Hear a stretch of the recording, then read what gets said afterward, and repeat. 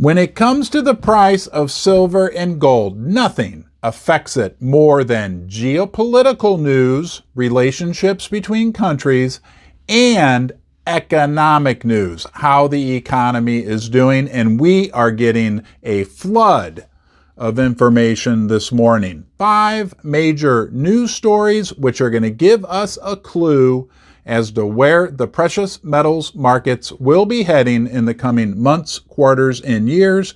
We need to look at all 5 of those stories, and we're going to do it right now.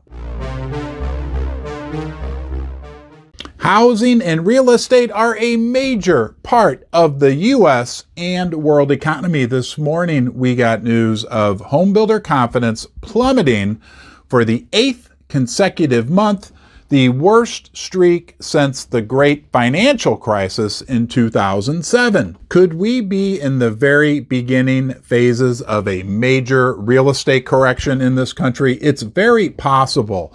There's a delayed reaction in real estate. There's long lead times in real estate, right? To order products, to build houses. Even if you buy an existing home, there's often a 4 to 6 week wait until you actually close on the property.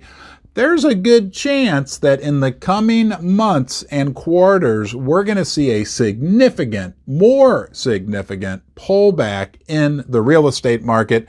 I'm hearing about major mortgage banks. Mortgage applications have plummeted. They are laying off thousands of people in the mortgage departments. Things do not look good right now in the world of real estate. So don't buy or build a house. Come to Ron's Basement. You are always welcome here. If you enjoy my content, please consider subscribing to my channel. Give the video a thumbs up. Turn on the bell notifications. You can share this video with anybody you like, including your grandma. But most importantly, leave a comment in the comment section below.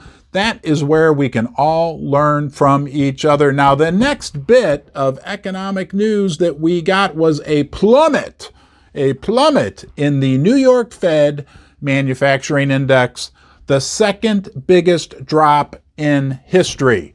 And with that, I will do a mic drop. What else do we need to say, right? The manufacturing index is plummeting. Things are contracting within our economy. That spells recession. That spells a pivot from the Fed to more dovish monetary policy, which will spell much higher prices for gold and silver. But let's move on to the final bit of economic news that we got this morning from China.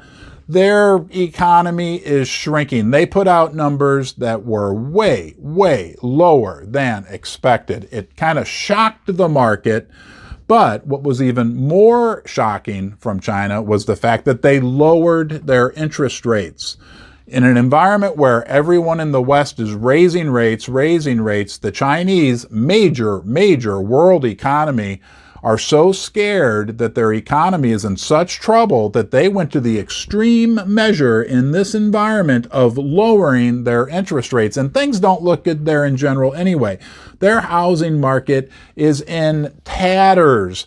There's 27 major lenders in their market that are experiencing massive financial issues, and these companies were in good shape just a few months back. So on an economic level, things aren't looking good. And again, what that means eventually is the only way they can deal with this at this point, these major world central banks, a contracting world economy, a contracting U.S. economy, is through printing more money, further dilution of the currency, which will be good for our friends silver and gold. Now, let's just touch on some geopolitical news that we got today that lends further support to the thesis that gold and silver price will have healthy returns throughout the end of the year. Silver and gold have always provided a safe haven when the countries of the world are fighting with each other. And that's exactly what we have going on today. We got more news from China that they are back at it doing more live fire drills right around Taiwan. They are protesting Democratic Senator Markey's visit to Taiwan. There was a surprise visit of more U.S. politicians to Taiwan. It's like we are teasing them, right? Poking them, tempting them to do something. There is more geopolitical tension right now in the world than any time in the last 50 years. And the world continues to fracture between the East and the West. We got this news today. It's been divulged that just days before the Russian invasion of Ukraine, Prince Al-Walid from Saudi Arabia invested $500 million into Russian energy companies. What that signals to me is that the Saudi Arabians are becoming more and more friendly, obviously, with the Russians, with the East. They're even talking about joining this new reserve currency that's being developed, being led by China and Russia. Things are fracturing in the world, East and West, right? We haven't seen that for, like I said, 50 years. Gold and silver, though, have seen it for the last 5,000 years. And gold and silver, whether we're talking about economic trouble or geopolitical trouble, will always maintain their value. They have for centuries and will continue for centuries to come. Hey, I hope you enjoyed my video. I'll look forward to seeing you again. Be well.